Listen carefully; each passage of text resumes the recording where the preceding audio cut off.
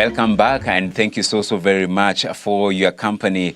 This being Hope at Dawn. This is Hope TV, where you look and you live.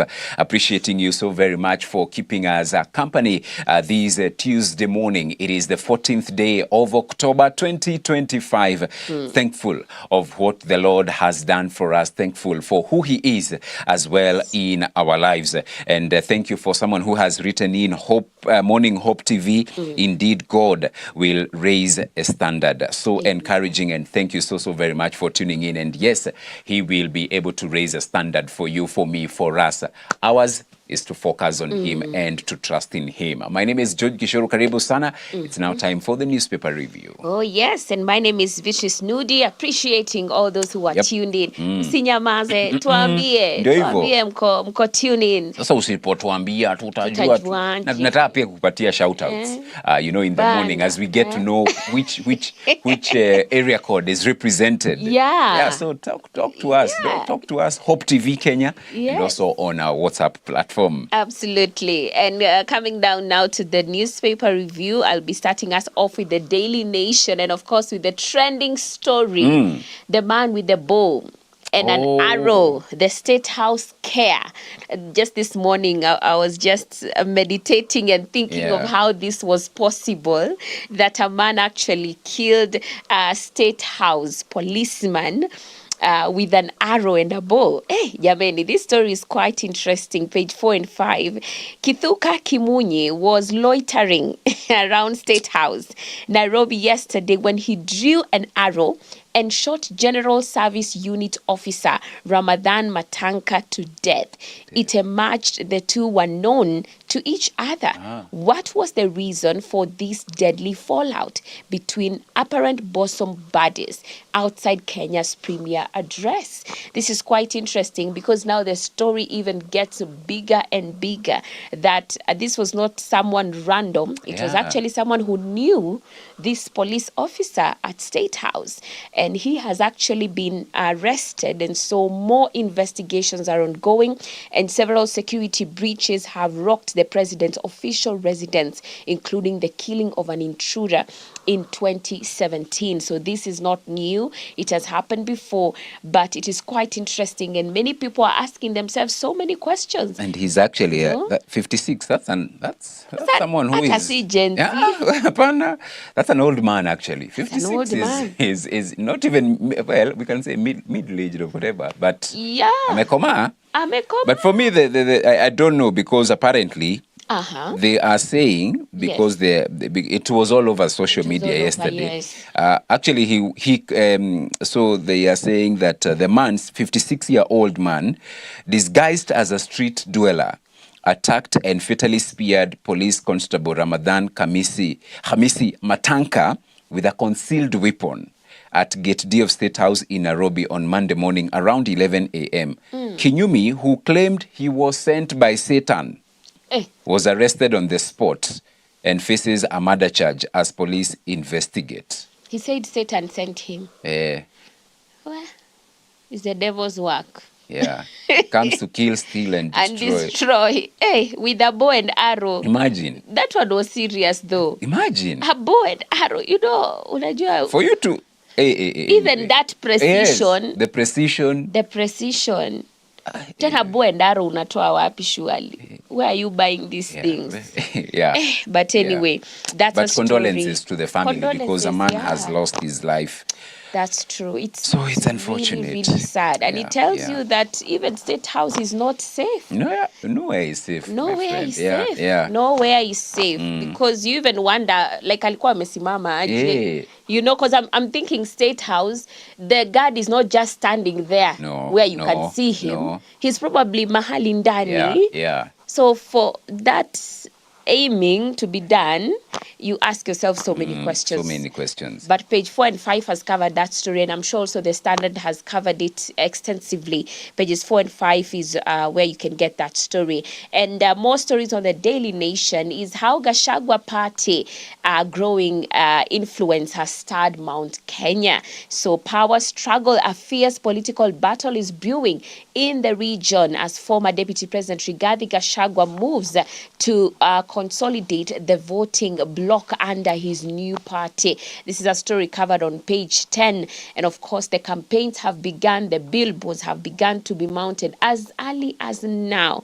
That tells you that elections are looming and are on the way. Page 14, 4,000 workers challenge sacking by sugar farms. So the employees say talks on their terminal benefits and other perks are still ongoing.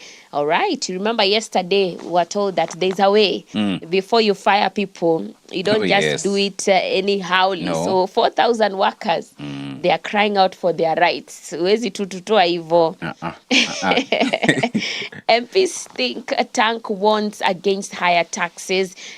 This is a story covered on the Daily Nation on page 8. Only 20,000 of projected 6 million new voters are listed. So we are seeing here that the Electoral Commission has lamented about the low turnout again among the targeted youth registration at Huduma centers, and in the 290 constituencies was intended to ramp up listing of the Gen Z. This is quite unfortunate because, you know, remember saying that the energy that we are taking to the streets is the energy we should take towards voting. But I remember I was talking to some of Gen Zs in my family, and they said, Msijali, Msijali, bado mapema. Oh, yeah, that was so. Because I was like, you need now to, you know, to act. Register. Register. That's your weapon, you know.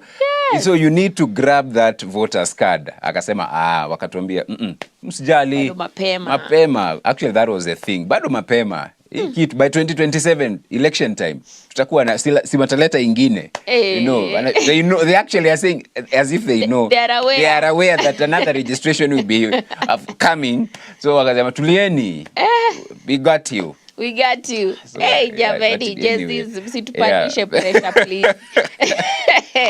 But lastly, I see varsity crisis deepens after collapse of Don't Pay talks, and in the DN2, the powering SMEs cover inquiry that is Kenya's model for responsible waste management. So that's it for the Daily Nation. All right, let's go to the Standard newspaper, and they go with the headline, Another Experiment. All right.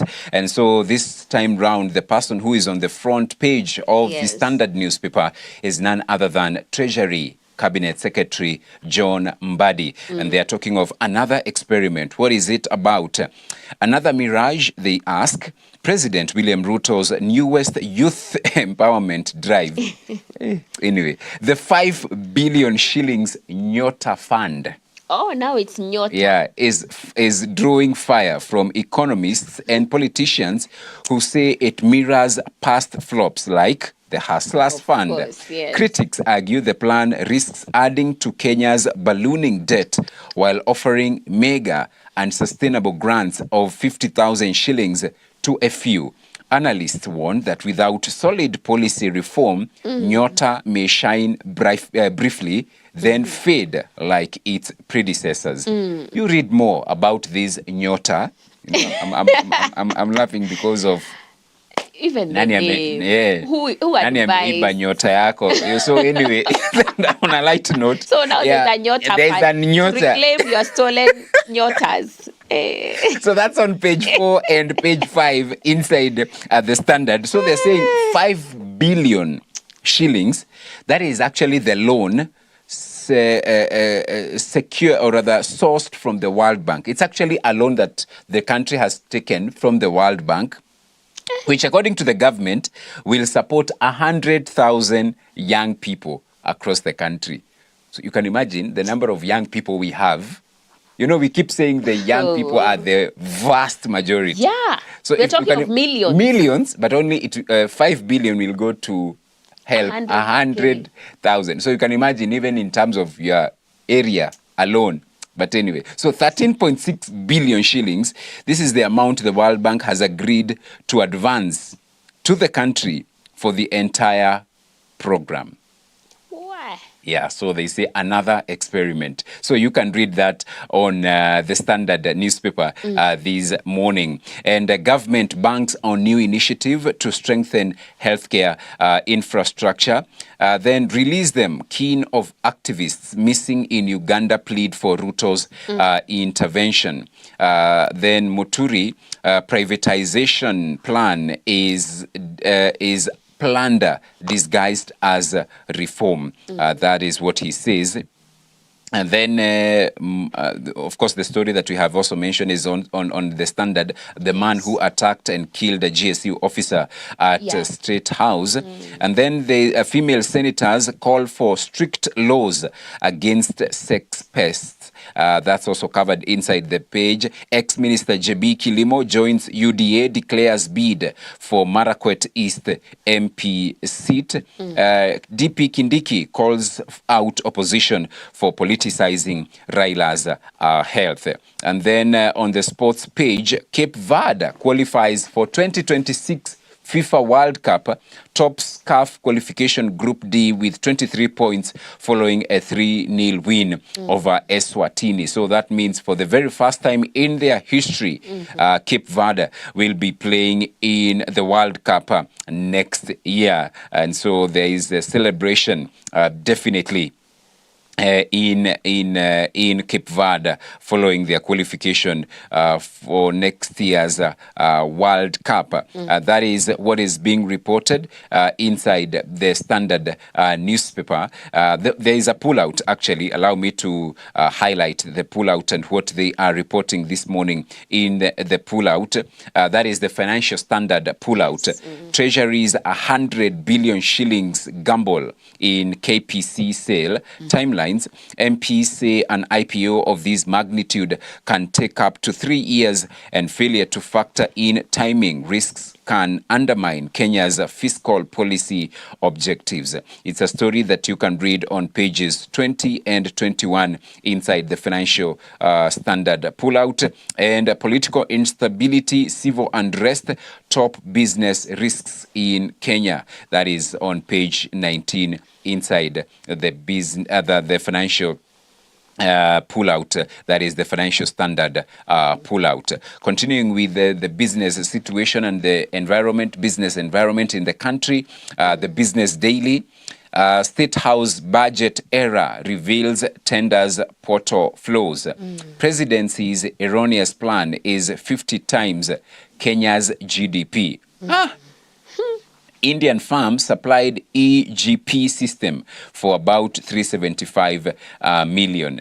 Read that story. It's on the front page and page 2 inside the Business Daily this morning. CBK withholds Treasury's dividends first time in 7 years. This is despite declaring a surplus of 65.8 billion shillings, hurting state revenues as well. There is also a picture there, Ruto's pledge on Konza Technopolis.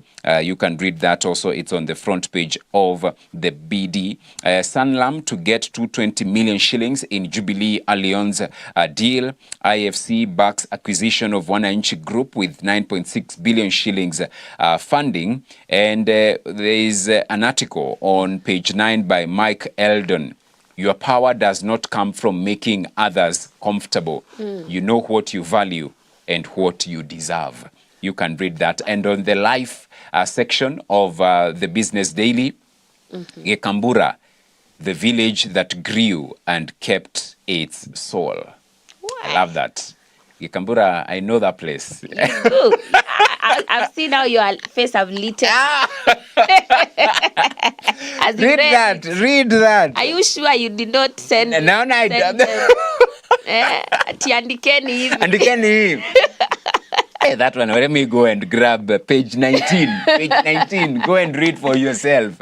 Hit a break. So go and read for yourself. Okay. That's on the Business Daily and what is being reported in the dailies this morning. All right. And we've come to the end of our newspaper review. Yep. You have seen the stories and now we have something trending. Yes. And I think in Kenya, it's never a dull moment. tell you, There are I tell always you. things coming up. And especially now that we are nearing the elections, we can only brace ourselves. yeah. But ensure that you're safe wherever it is that you are. It's Yeah. time to be keen, careful, and to also keep praying for the nation, because we are entering into a season of change, Yeah. transformation, a shift even in our nation. So let us be spiritually alert in this season in our nation, Kenya. So now let's have a look at the video of the day, then we'll come back and talk about it.